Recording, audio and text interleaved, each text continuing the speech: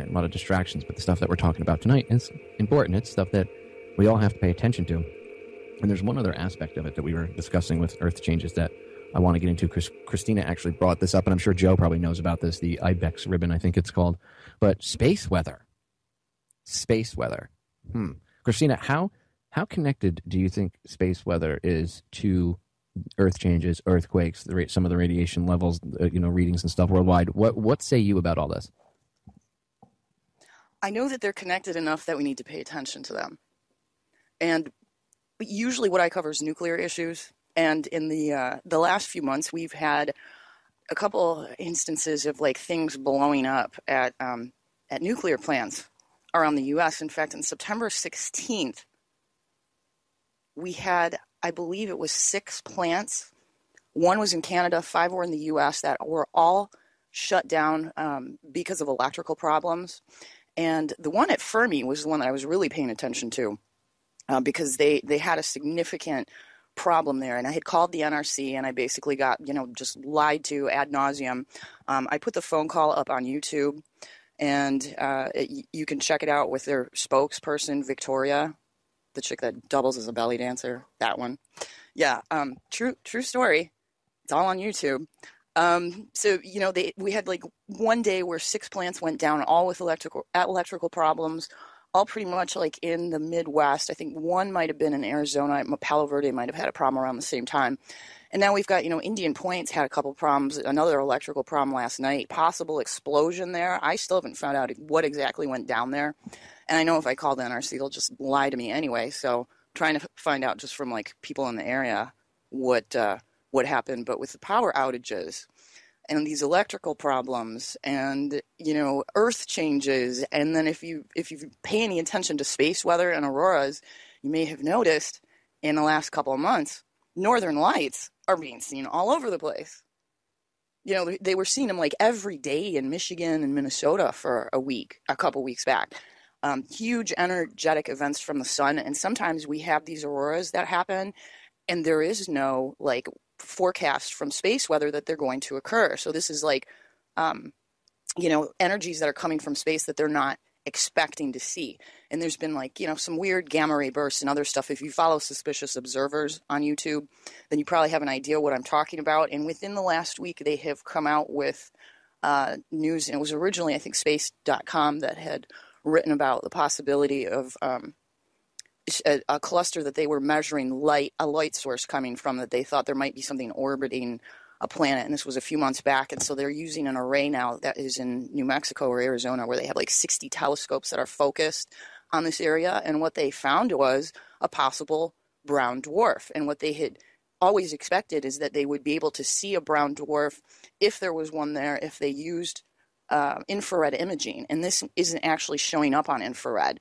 And, a paper was written on it. I have the paper, a link to the paper on the Radchick page on Facebook, and I'll put it out on Twitter again after this show for people who want to read it. This is being widely discussed, and in fact, the scientists and astronomers, they're not the first ones to bring this up. Obviously, people have been like talking about, possibility of Nibiru and things like that coming into our solar system, and it turns out that this possible brown dwarf is actually in our heliosphere. Oh, geez. I mean, that's how close this thing is, and whether or not, could this have some kind of gravitational effect on our plate tectonics? Is this causing some of the earth changes that we're seeing? Is it causing some of the temp changes, crazy weather, or is this other environmental problems? How much is coming from where?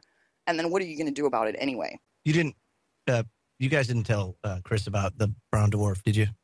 Please. No, I didn't Papa, tell him about Nibiru. I didn't. Shh, No. Quiet. No.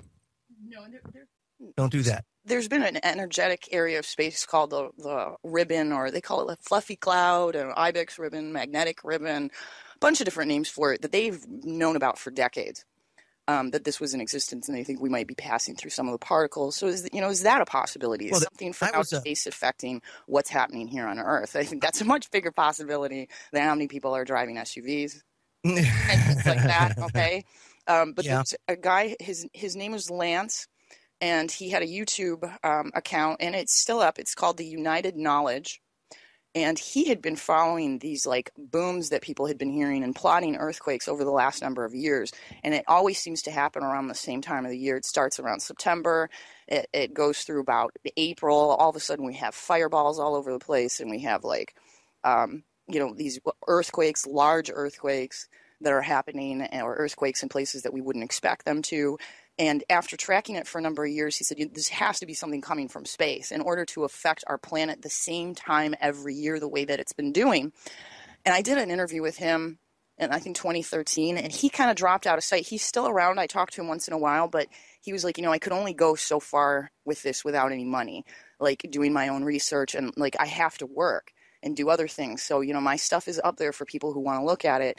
And if you have any interest in how many of these things could be connected, I think he's done probably by far the best work on it out of anybody that I've seen that discusses earth changes. And his YouTube channel is called The United Knowledge. And the interview I did with him, I think it was called Boom Doom. I think that's what I titled it, because it was all about the booms that were happening in Clintonville, Wisconsin at the time, Niagara escarpment, which have stopped since. I know there's a lot of stuff going on in the news and a lot of distractions, but the stuff that we're talking about tonight is important. It's stuff that we all have to pay attention to. And there's one other aspect of it that we were discussing with Earth Changes that I want to get into. Christina actually brought this up, and I'm sure Joe probably knows about this, the IBEX ribbon, I think it's called. But space weather. Space weather. Christina, how connected do you think space weather is to Earth changes, earthquakes, some of the radiation levels, readings and stuff worldwide? What say you about all this? I know that they're connected enough that we need to pay attention to them. And usually what I cover is nuclear issues. And in the last few months, we've had a couple instances of like things blowing up at nuclear plants around the U.S. In fact, on September 16th,